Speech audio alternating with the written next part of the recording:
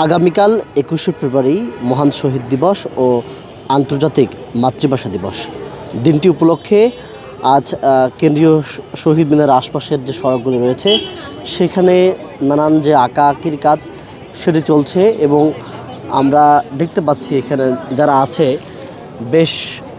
সক্রিয়ভাবে কিন্তু কাজ করছে সকাল থেকে এখন অবধি পর্যন্ত। ঠিক এখন আজ শুক্রবার জুমার সময় ঠিক এখানে ঢাকা বিশ্ববিদ্যালয়ের চারুকলার শিক্ষার্থীরা নিরবিচ্ছিন্নভাবে কাজ করছে এবং এই যে আঁকাআঁকির কাজ সেটি কিন্তু আমরা দেখতে পাচ্ছি এবং পুরো সড়ক জুড়ে কিন্তু এমন চিত্র আমরা দেখতে পাচ্ছি যে তারা করছেন এবং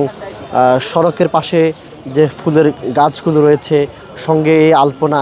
যেন সব কিছু ভাষার মাস ফেব্রুয়ারি, মাতৃভাষা এবং ভাষার জন্য শহীদদের ত্যাগকে স্মরণের জন্য এক দারুণ এক আয়োজন কেন্দ্রীয় শহীদ মিনারে।